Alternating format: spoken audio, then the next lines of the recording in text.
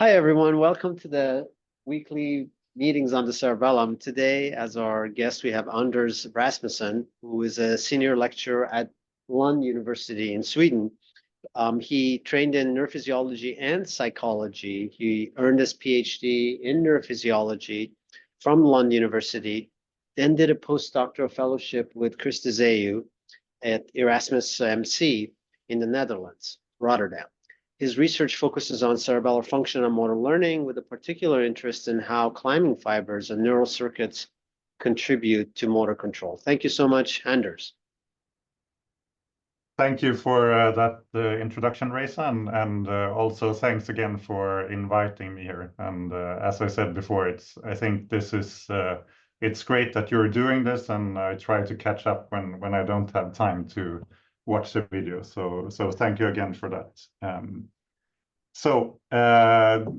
Today I'll talk about the climbing fibers and complex spike and activity and the inferior olive, and how I view that and its association with learning. And I'm sure you have heard many talks about this before, so I hope to be able to contribute there.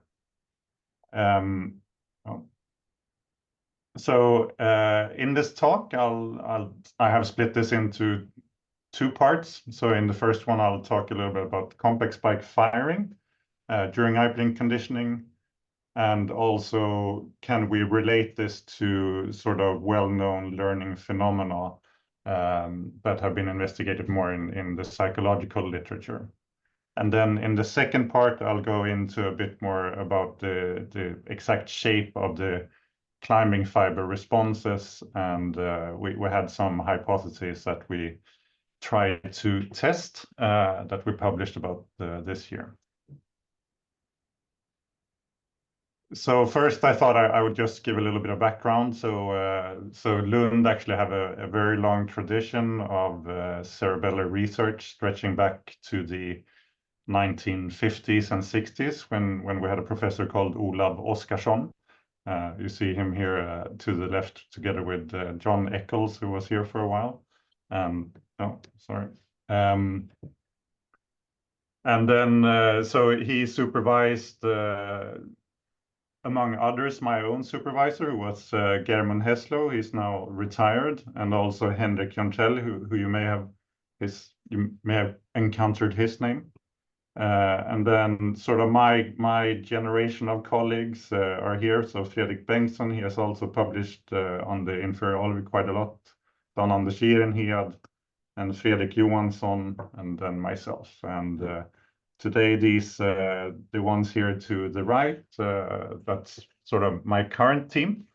And we're looking into both neurophysiology, and I also switch a bit to psychology. So I publish a bit about ADHD and learning theory in general.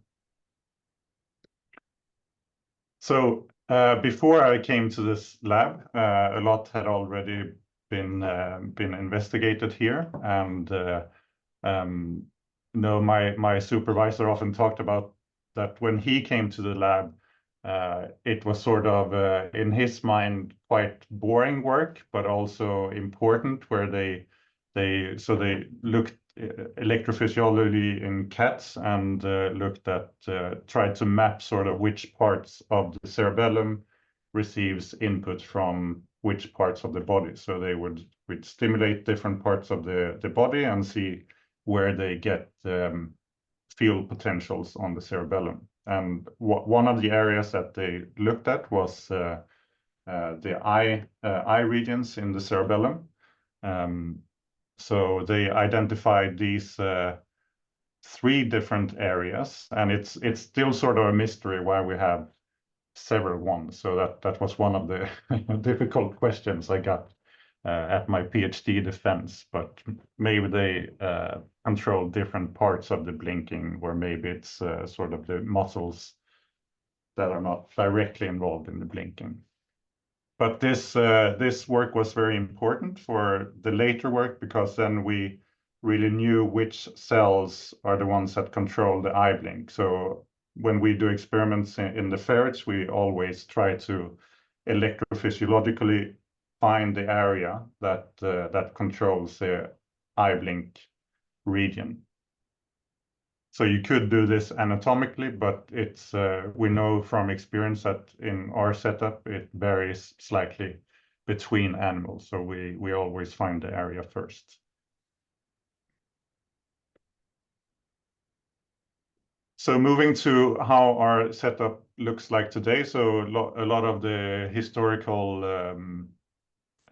experimental work in our lab was done in cats, and for various different reasons, we moved to decerebrated ferrets. So the fact that they're decerebrated means that we have cut the brain basically with a spatula, just rostral to the pons, and that allows us to not use anesthesia, which we know will affect the brain in several ways. So what we have left is basically the cerebellum and the brainstem, but that's enough to do eyeblink conditioning, which has been the focus here. So ferrets also have a number of sort of benefits. I would say I've worked a bit in mice when I was in Rotterdam, but in ferrets obviously have a larger brain, so we have quite a big area. You can see down here that it's sort of 1 centimeter across is our window, and then we can really track around and find the place that gets the eyeblink input, and also compare that to a region that doesn't get eyeblink input. So what we do is we do surgery, we do the decerebration, then we put a number of electrodes in our setup. So we usually have forelimb stimulation, which we often use as a conditional stimulus in our training protocol.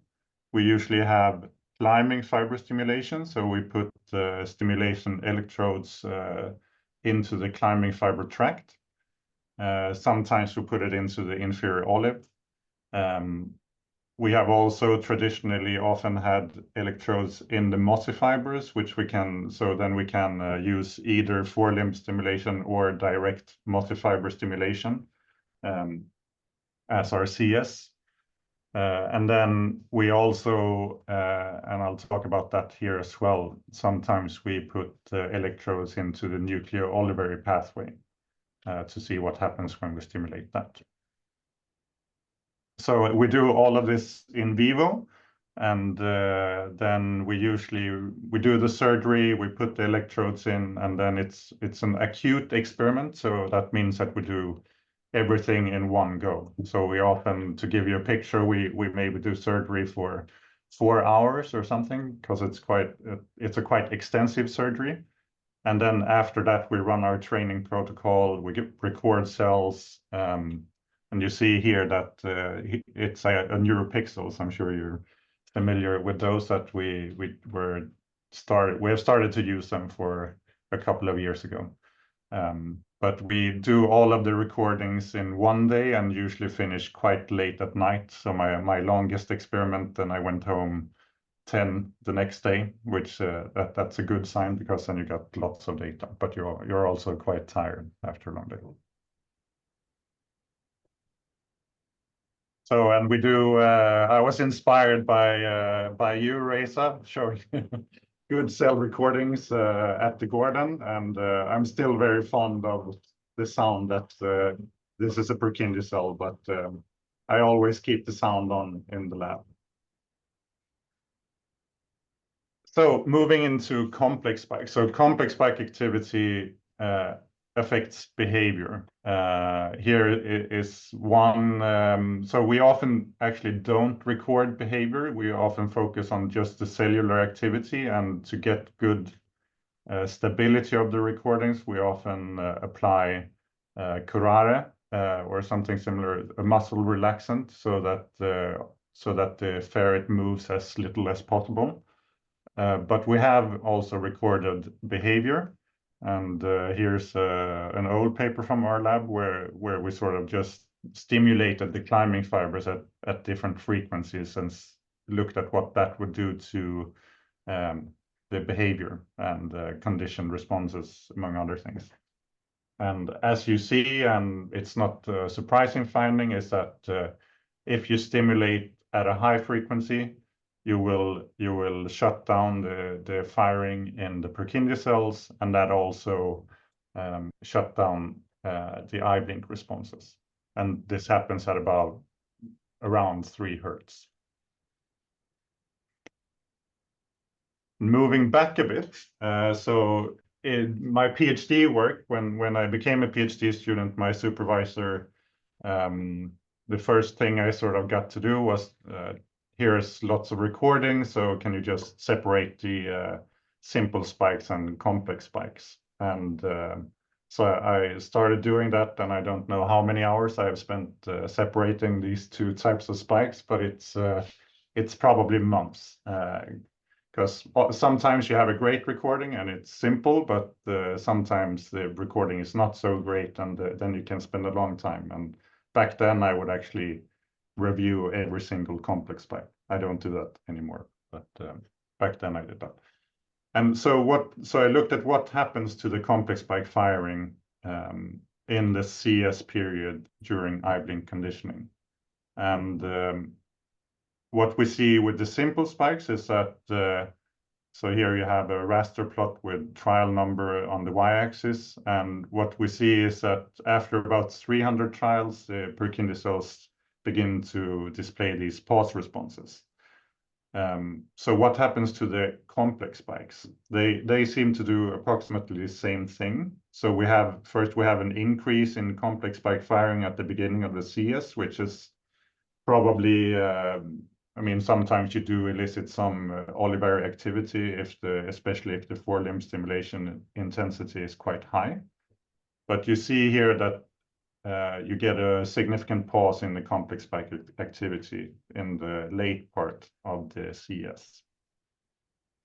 And if you look at extinction instead, then you see that the simple spike pause response eventually disappears, so it's extinguished, just like the behavior.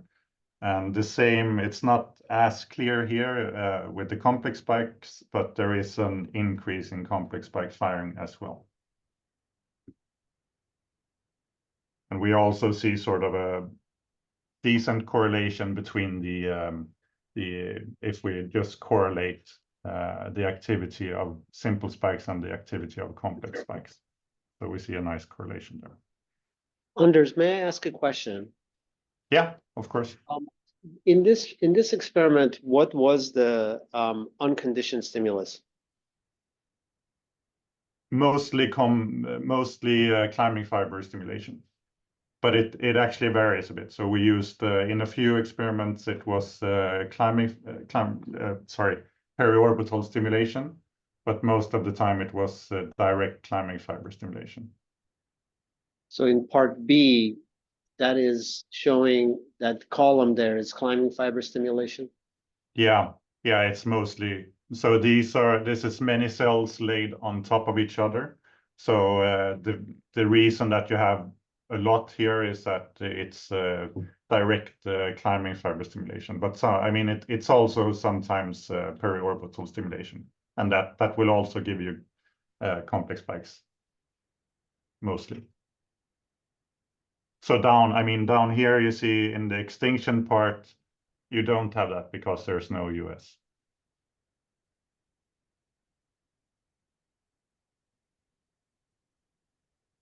So when we tried to make sense of this, we thought about the nucleo-olivary pathway, and I'm sure you're familiar with this, but I mean, you do have so Purkinje cells project to the cerebellar nuclei, and they disinhibit them. So when you have the normal spontaneous activity, they will inhibit the cerebellar nuclei, but when the Purkinje cell have a pause response, that inhibition will disappear, and then you have these GABAergic projections to the inferior olive, which can then inhibit the inferior olive, which could then reduce the climbing fiber activity and reduce the number of complex spikes.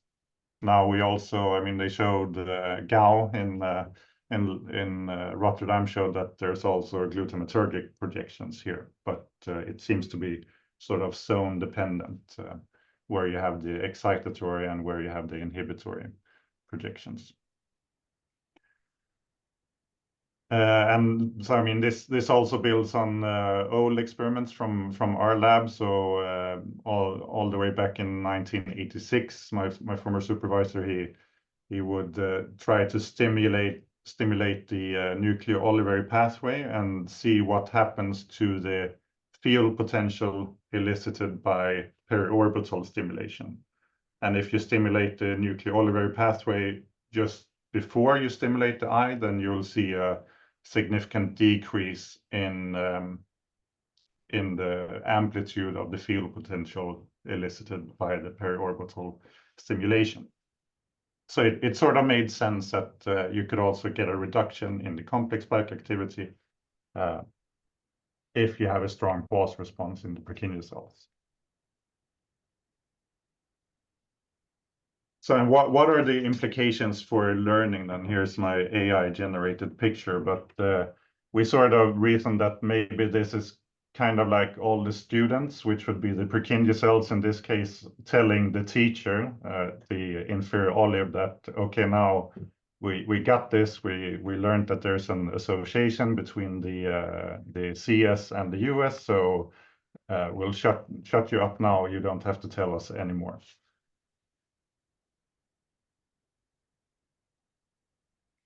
And this, so you have several learning models, and I wouldn't sort of, I mostly looked into the Rescorla-Wagner model, but there's also others, and there are a lot of problems with this model and sort of the empirical evidence. I would say there's some for it and some against it, but there has come other models as well. But this is sort of a simplified equation of the Rescorla-Wagner model, where you have the change in associative strength denoted here, which is then dependent on the CS salience and the US salience, which is these two, and then the maximum associative strength that you can get between these and the current associative strength. And so when you can imagine that you can have a maximum associative strength between a CS and a US, and when that has been acquired, sort of you have a clear blink response on every trial, then this one will go to 0, and then you don't have any more change in the associative strength from any given trial. One sort of implication of this model is that this one can also be negative. So you can, if you have the current associative strength, or the sum of the current associative strength can even be beyond the maximum associative strength in the case of overexpectation, which I'll get to shortly. And then you should actually see some extinction of the, or you get a negative change in the associative strength, which would generate extinction. And sort of the way I usually frame this model is that we learn when we are surprised. So if the outcome, if we sort of expect the US, then we don't need to have any more plasticity in the cerebellar cortex, and everything is fine. So two sort of predictions or implications of the Rescorla-Wagner model is blocking and overexpectation. And in blocking, then you would first present a CS. So say you have a tone, and you pair that with a US, like an air puff. And then eventually you get a conditioned response. And if you do this, and then you, at the second stage, you introduce another CS, like a light, for instance. So you present the tone and the light together, followed by the US.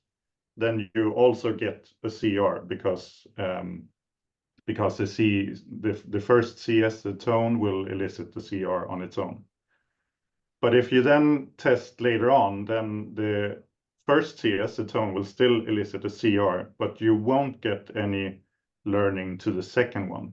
So the light won't produce a CR according to this model. And the reason is that the learning to the first CS sort of blocks the learning to the second one because you already have all the information you need from the first CS. So that's why it's called blocking. The learning to CSA blocks learning to CSB. Another one that I have focused on in the paper is over-expectation. And here it's slightly different. So in this paradigm, you would first get learning to one CS. So again, a tone, for instance.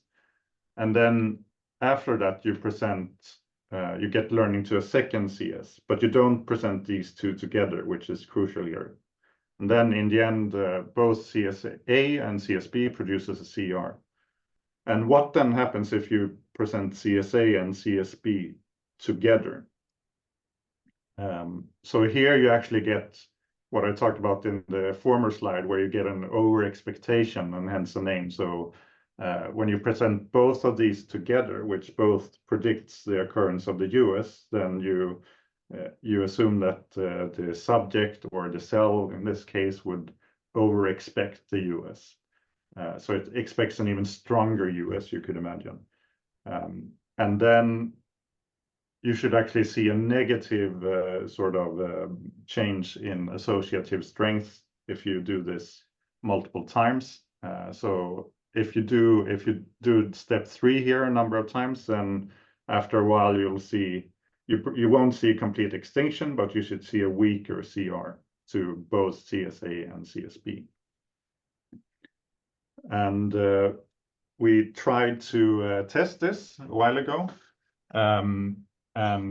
Here we had 2 different CSs. So we had a whisker CS and a forelimb CS. And then we never presented these together, but we paired both of these to US. So sometimes we also use the superior colliculus, and then we recorded from Purkinje cells until both CSs produced a clear pause response. And then the next step was to present both of these at the same time, and then compare the pause responses. And as you would sort of expect from the Rescorla-Wagner model, we saw that combining these 2 CSs elicited a stronger pause response.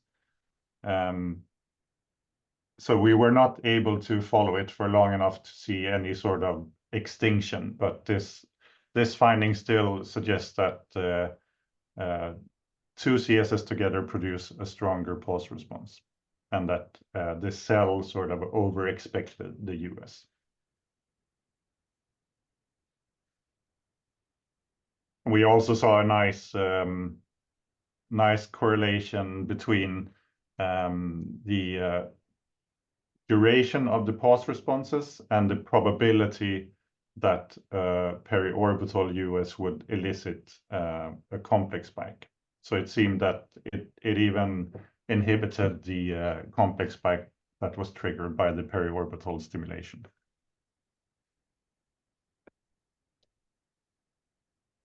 So one side note here is that we actually have a correction to this article, which was, I sort of regret that now, but it was after some discussions with the editor, the title that came out was Purkinje cell activity during classical conditioning with different conditional stimulus explains central tenet of Rescorla-Wagner model. So it should, of course, be stimuli, but I don't know, it was very imminent to me, and so I changed that, but maybe I shouldn't.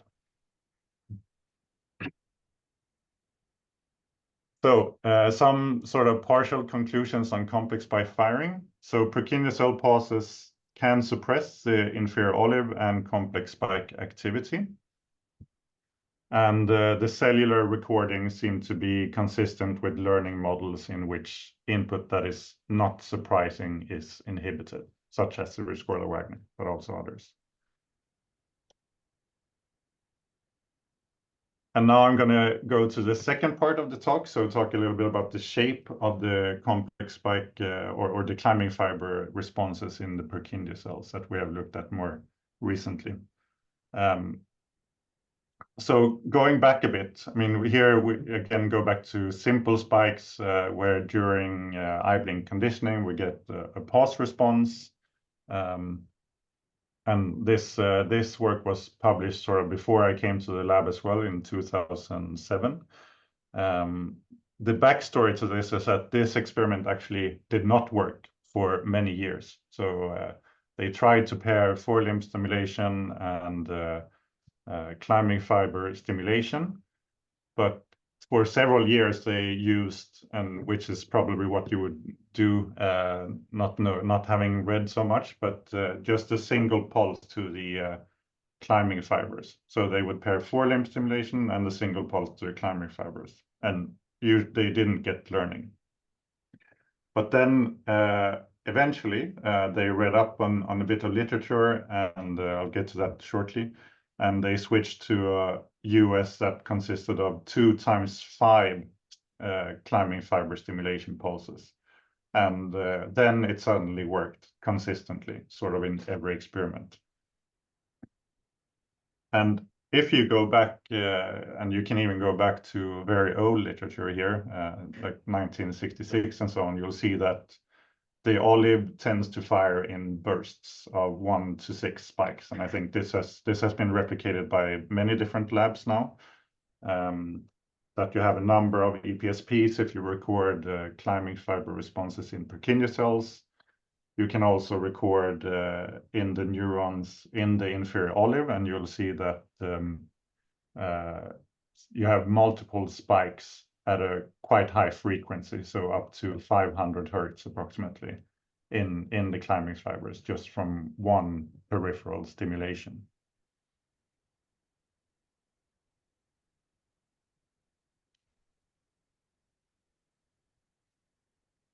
And there also seems to be a strong correspondence between the number of EPSPs that you get in a Purkinje cell and how many stimulation pulses you would give in the climbing fibers. So if you give 3 stimulation pulses in the climbing fibers, you get 3 EPSPs, and so on. Periorbital stimulation, usually, this is not always the case, I would say, but usually it gives multiple EPSPs as well.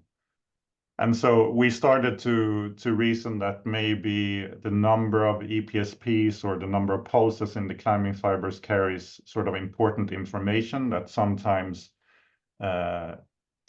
you want sort of gradation of error signals to the Purkinje cells, and the number of EPSPs or the number of pulses in the climbing fibers, we reason could provide that information, so that more EPSPs maybe means a bigger error, and fewer EPSPs is a smaller error, or maybe in the opposite direction.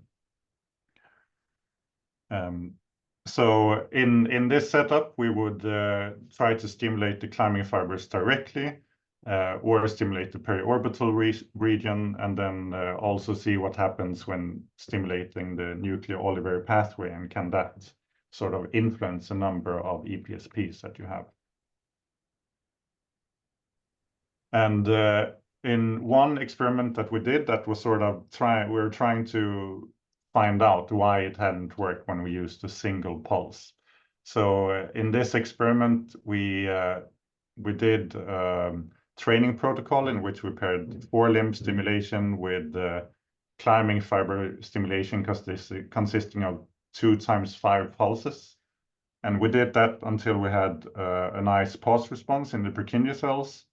And then we switched to using only a single climbing fiber pulse. And what we saw was that in that case, we usually got extinction of the previously acquired pulse response. And then we could go back and forth. So the nice thing about eyeblink conditioning is that it goes much faster the second time around. So we could go back and forth between learning and extinction.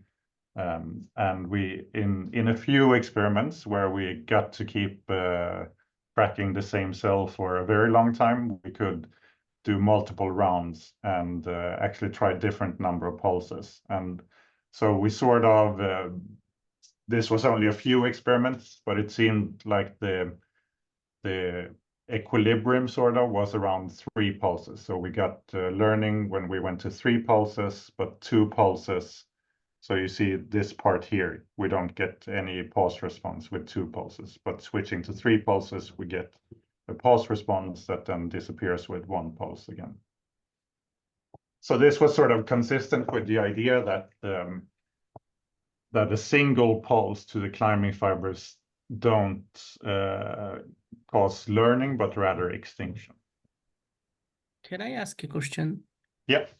So what was the duration of the pulse, each pulse? The climbing fiber? Yeah. 1 millisecond. Okay, thank you. And then, so we usually give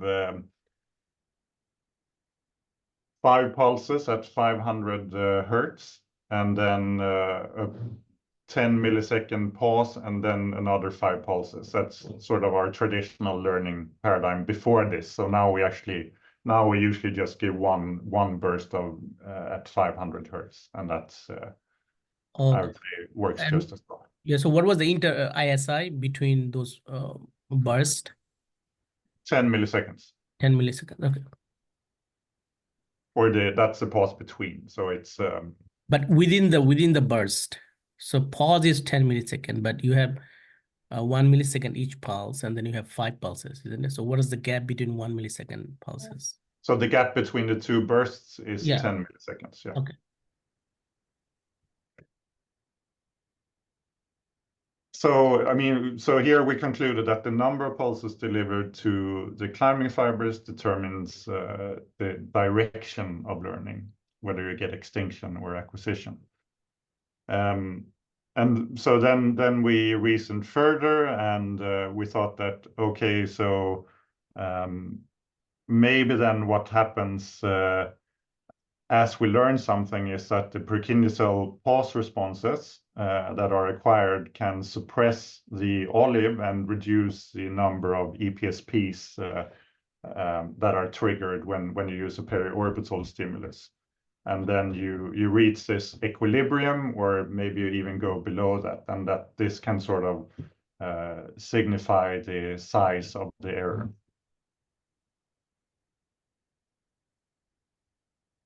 And so then we wanted to test this idea, and now I'm moving into the. I don't have that much time left, so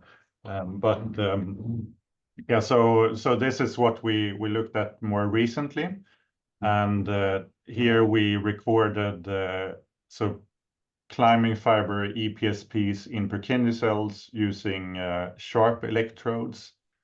So we did not have very long recordings here. We had not started using patch yet at this time. Now we do use patching instead, which gets better. You get better stability with that. But we recorded EPSPs in Purkinje cells following stimulation of periorbital stimulation, and then sometimes we paired that with nucleo-olivary stimulation. And our hypothesis was that nucleo-olivary stimulation can reduce the number of EPSPs that are elicited by periorbital stimulation. And in previous work, we have sort of figured out the optimal interval between nucleo-olivary stimulation and periorbital stimulation, because you have these delays in the neurotransmitter release in the olive. So I had 2 students who who got the not so fun job of looking at lots of climbing fiber responses in Purkinje cells and counting the number of EPSPs. And this is so the examples you see here are quite clear examples. In many cases, they're not nearly as clear. So we always had to make a judgment, and when their sort of independent judgment differed a lot, then we stopped counting the data. So in some cells, we got quite a lot of data. In some cells, we only got a few trials. But we always wanted to compare how many EPSPs do you get in the climbing fiber responses from periorbital stimulation only, and when you have nucleo-olivary stimulation before. And then, so we also looked at spontaneous climbing fiber responses. And so the first sort of basic finding was that you had quite a lot of difference between different cells if you only look at the spontaneous climbing fiber responses.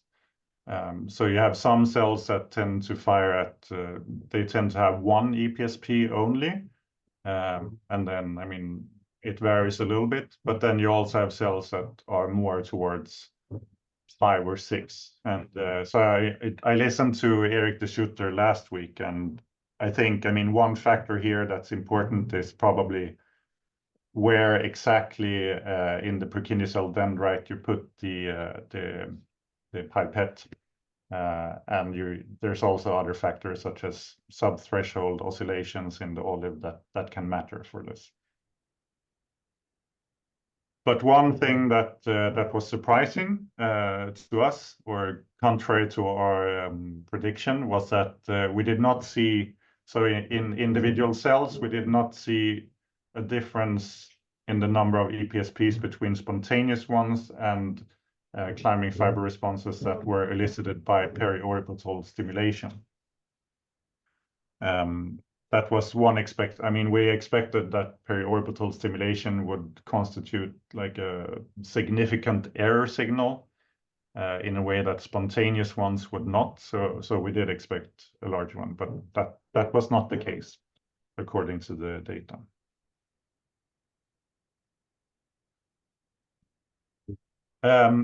What was even more sort of contrary to our prediction was that we did not see that the nucleo-olivary stimulation could alter the number of EPSPs in the climbing fiber responses. So we first did a comparison here with all trials in which we could compare, but so in this graph that you see to the left, we also included trials in which the periorbital stimulation did not elicit any response at all, so 0 EPSPs in that case. And in that case, I mean, we do have a significant difference here, but that only suggests that nucleo-olivary stimulation can shut down the response altogether, so sort of reduce the probability of a response. And if we filter those away, so all the trials in which we don't get a response at all, then I mean, there's no difference, no significant difference here. It's not even close. So we could not see that nucleo-olivary stimulation could reduce the number of EPSPs. And that was sort of our negative finding. We reasoned that, I mean, it could be that the electrical stimulation is sort of not nuanced enough to be able to alter the number of EPSPs. So it could still be the case that the Purkinje cell pause responses are sort of more fine-tuned and could do this. But it's also a possibility that this is just not how it works, and our predictions were wrong. Yeah, so as I said, both predictions were wrong. And I think I said this. Yeah, so it seems to be able to reduce the probability of an olivary response, but not the number of EPSPs. And interpretation, like I said, I'm currently unsure. I'm thinking about this, but don't know exactly how to interpret it. Could be that other factors that are known to be important. So there's work from Michael Heuser's lab, for instance, showing that the number of EPSPs can also, to some extent, reflect the subthreshold oscillations in the olive.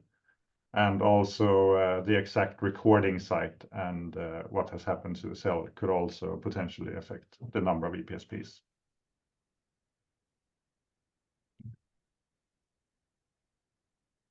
So, and just before ending here, so our current experiments, as I said before, we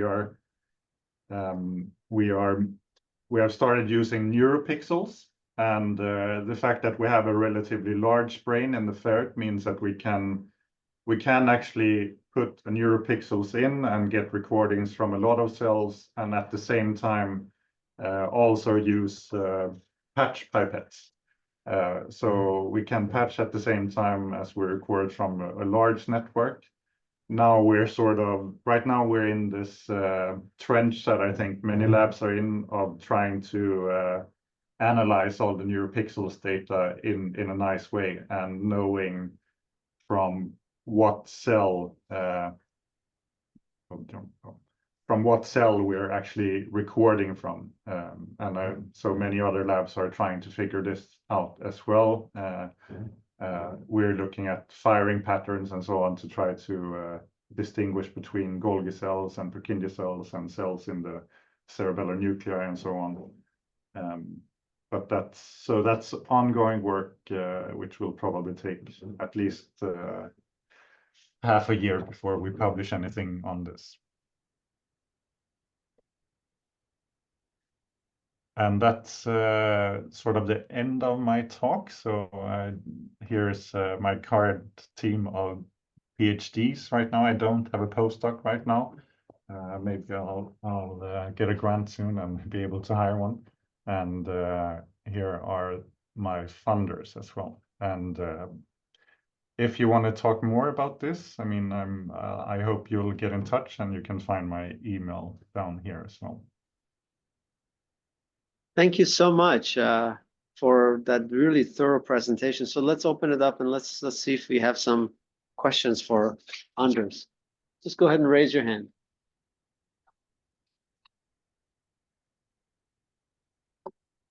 Anders, I will start first.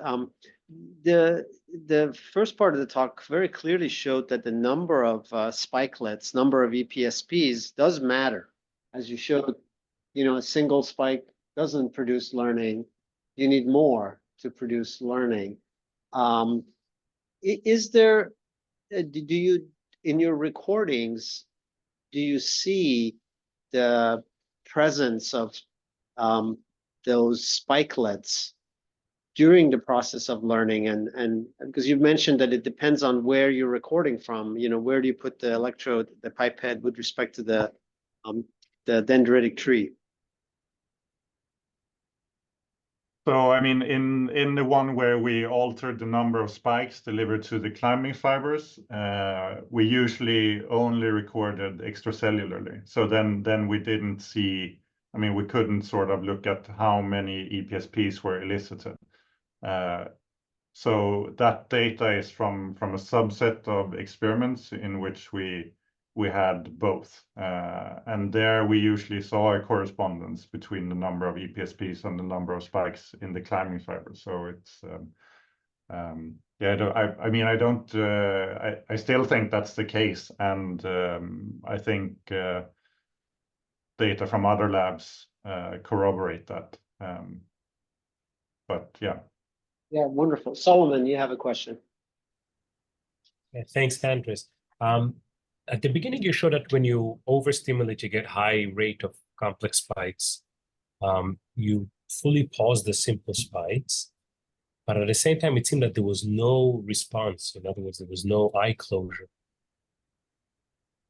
Is that true? You mean At the beginning. This one? Yeah. So I see. So conditioned response is also suppressed. But I guess my question is, if the simple spikes are pausing, why don't you get the usual, behavioral response when you pause the simple spikes? So, I mean, this is more, here we stimulate the climbing fibers, and if you go above 3 Hertz, you will shut down the Purkinje cells completely. And right. I mean, you would, I would expect that at the behavioral level, you would get constant eye closure. Oh, you do. So when you say conditioned response is respect, it's just the learning is suppressed. Is that what you mean? Yeah, I mean, it won't. It will just shut its eyes completely and keep them shut. And Okay. yeah. Okay, another quick question, if I may. I think what's the intertrial interval in this thing? In other words, what the time between the condition When we do stimulus? eyeblink conditioning? Yeah, so in eyeblink usually it could be 30 seconds or so. Is that what you're doing here too? I mean, usually we do 15 plus minus 5 seconds, like pseudo-random interval. Can you explain why? Why do you wait so long in between trials? No, that's a good question. I mean, if you do it too short, then you'll sort of interfere with the other trials. And I think, I mean, if you look at learning theory, the learning is not that much quicker if you have more trials. It takes a certain amount of time, and then you can, I mean, you could squeeze in more trials, which would give you more data. So in that way, it's nice, but it doesn't seem to matter that much for how long it takes to get the learning. But I mean, in Rotterdam, when I was there, it was we had a shorter one of about, I think it was 8 seconds usually. So I'd say it's something that varies a bit between labs. And now when I do humans, I often want to have a few more trials. So there I do like 12 plus minus 2 seconds pseudo randomly. Thanks. I don't think it matters that much, but yeah. Thank you. Eric, you have your hand. Oh, hi, Anders. Thank you for a very nice talk. Just a couple technical questions. You called, and actually Reza sort of alluded to it in a way, maybe not intentionally. You called them EPSPs, what you were recording in the dendrite, and he referred to them as spikelets. And they're not the same, and I'm wondering how you know you were recording EPSPs as opposed to calcium spikes elicited by the EPSPs. And I partly bring that up in relation to the paper by Matthey that I think you referred to, where they record, they stimulated climbing fibers, and there is a correlation between the spikelets and events that they see in the dendrites and the soma, but it's not one-to-one. So anyway, so how did you distinguish that they were definitely EPSPs, or is it a mix? So, I mean, I don't. If are you referring to like complex spikelets that Yeah. come? Yeah.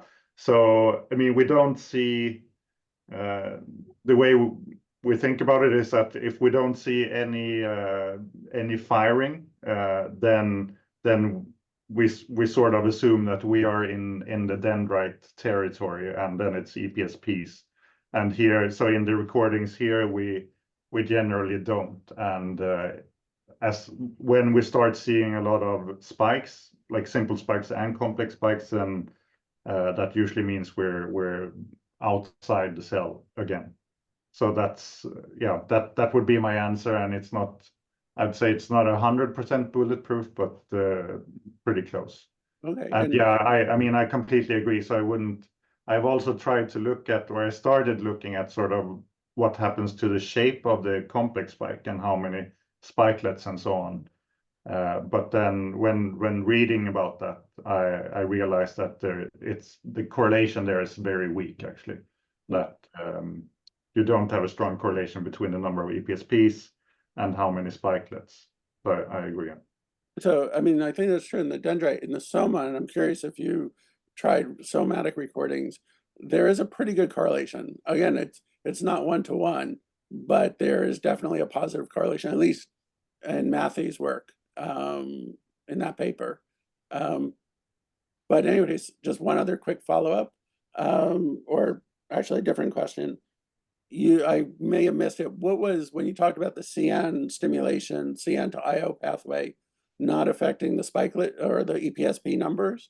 I missed it probably. What was the exact stimulation they used? And the reason I bring it up is there's a paper by Wade Rigueir's group where it shows that the inhibition is very slow onset, and you need a prolonged train to really build up the inhibition. And I'm wondering if that may be why you're not seeing an effect. But I missed what your actual stimulus was. So maybe you Yeah, no, I mean, I probably didn't say it, so so that's why I missed it.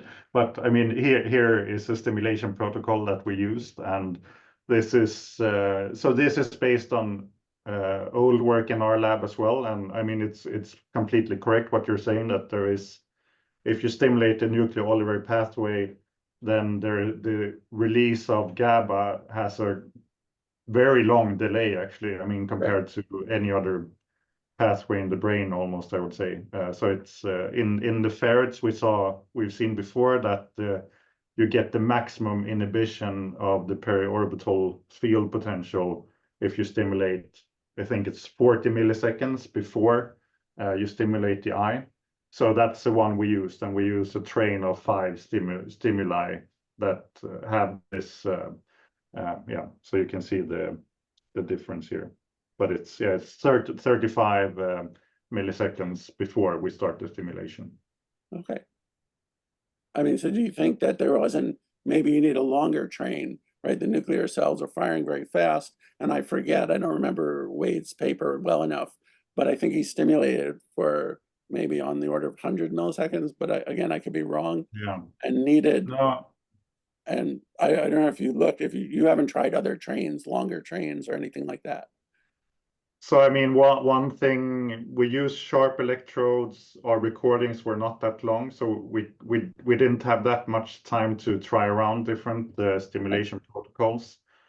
We sort of had to, okay, now we have a recording and press stimulation. And but I mean, I'm very open to that, and this is sort of my baby theory in a way. So I mean, I wasn't. I mean, the data was what it was, but I would be happy to be able to save it somehow, this hypothesis, and I'm going to keep investigating. And it, I mean, it could be that using a different stimulation protocol, you would get a different outcome. Great, thank you. Thank you. Anders, you started out by that very nice equation, and you mentioned that we think that learning is driven by surprise. In the final experiment, when you were doing the periorbital stimulation and then measuring the climbing fiber responses in the dendritic tree, as the animal without nucleo-olive stimulation, when you were just doing that learn, and as the animal is Purkinje cells are showing their suppression, do you see any reduction in the climbing fiber response to the periorbital stimulation as the learning takes place? So in those experiments, we did not do learning. So those were sort of spontaneous. But that, I mean, that is one thing we have thought about as well. So it's a very good comment that, and it's also maybe one way to save the hypothesis is that perhaps the electrical stimulation is not nuanced enough to do this. And maybe if we do a learning paradigm, maybe the Purkinje cell pulse responses can indeed fine-tune the number of EPSPs. So that, I mean, that's something we're going to look into for sure. Wonderful.